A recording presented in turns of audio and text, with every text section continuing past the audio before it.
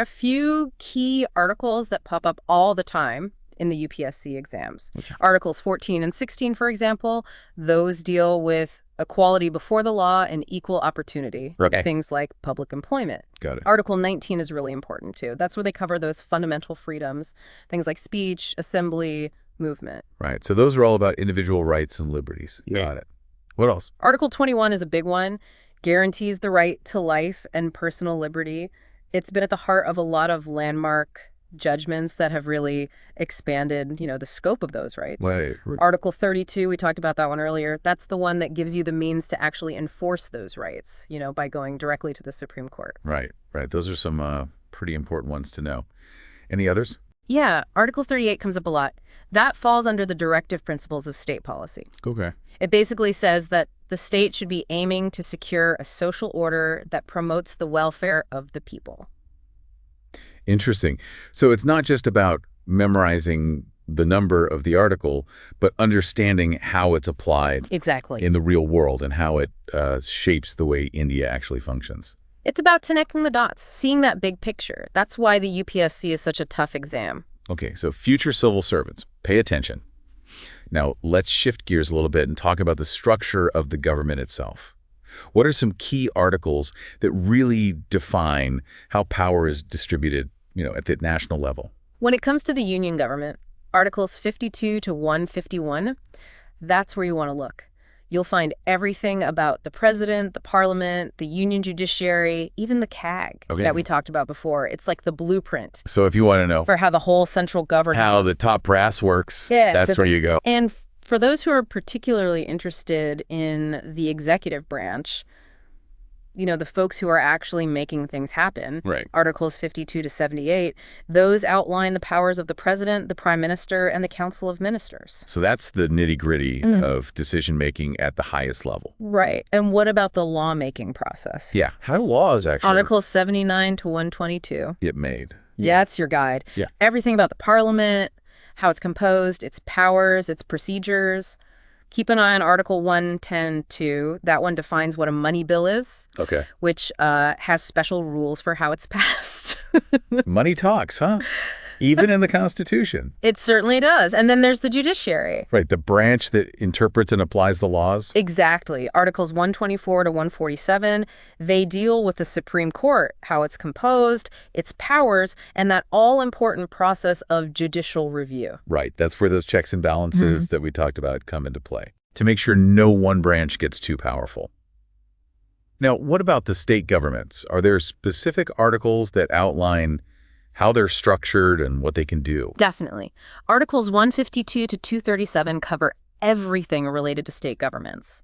You'll find information on the governor, the state legislature, the state executive, Sure. even provisions for subordinate courts. It's kind of like a mirror image Yeah, like a parallel. at the central government structure. Yeah, a parallel structure, but at the state level. Right. Although there are some key differences, too.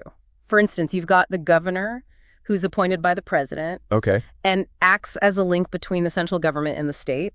It's another layer of complexity in that federal system. It's like a dance between the central government and the state governments. Each one has its own area, but they're all bound by this overarching framework. That's a good way to think about it. And understanding that dynamic is super important for anyone who wants to understand Indian politics and governance. Now, I don't want to forget about those independent bodies we talked about earlier, the Election Commission, the CAG, Right. and the Public Service Commissions. Are their powers and functions also spelled out in specific articles? You bet. For the Election Commission, look at Articles 324 to 329A. Got it. For CAG, it's Articles 148 to 151. Okay. And for the Public Service Commissions, Articles 315 to 323. So even though they're independent, their authority is rooted in the Constitution. Exactly. Their independence is essential, but they still operate within that framework. Now, we covered a lot here, but there's one more thing I wanted to touch on. Those emergency provisions that we talked about earlier. Right. What are the key articles there that UPSC aspirants should really be aware of? When it comes to emergencies, you want to focus on Articles 352, 356, and 360. Article 352 is about national emergencies. Okay. 356 is state emergencies, and then 360 Got it. is for financial emergencies. So those are the articles that basically hand over those extraordinary powers to the central government during those times of crisis. Exactly. And understanding the nuances of those articles, the conditions under which they can be invoked, Yeah. and how they've been used historically, that's really important for any UPSC aspirant. They've been a source of debate and controversy, so you need to know the ins and outs. Those are the emergency hot buttons. Got it. Now, I know we've been talking about these specific articles, but the Constitution's also organized into parts and schedules, right? Mm-hmm. Do those have any relevance for UPSC preparation? Absolutely. Mm. Understanding the structure is just as important as knowing specific articles. Mm-hmm. Think of it like this. The parts group together articles that deal with similar themes, while the schedules have all the supplementary information and lists. That's like a big filing system. Exactly. It helps you organize all that information. Okay, so it's like a roadmap to help you navigate through it all. For example, Part 3 covers fundamental rights.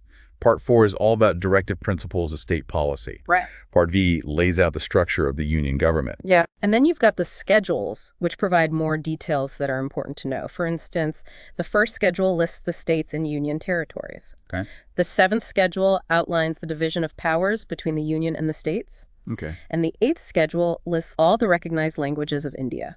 Wow. So it's not just about memorizing the articles themselves, but understanding the context Exactly. and the framework that they fit within. The Constitution is complex, but it's designed to be accessible and understandable. By knowing how it's organized, you can find the information you need more easily. This is all great, but my brain is starting to feel a little bit overloaded here. I can imagine. Is there any way to make this whole Constitution thing a bit more, digestible, especially for people who aren't aspiring civil servants? How can everyday folks connect with it without getting bogged down by all the legal language? That's a great question. The thing about the Indian Constitution is that it's not just a legal document. It's actually a reflection of India's history, its values, its aspirations.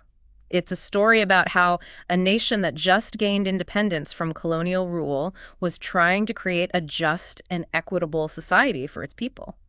So how can regular people connect with it without getting lost in all the legalese? Start by thinking about how it impacts your daily life. Okay. Your right to vote, your freedom of speech, your protection from discrimination. All of that is guaranteed by the Constitution. Right. So it's not some abstract document. No, It has real consequences. absolutely. It's like the air we breathe. We don't always think about it. Yeah. But it's absolutely essential. And think about the values that are enshrined in the Constitution. Things like democracy, secularism.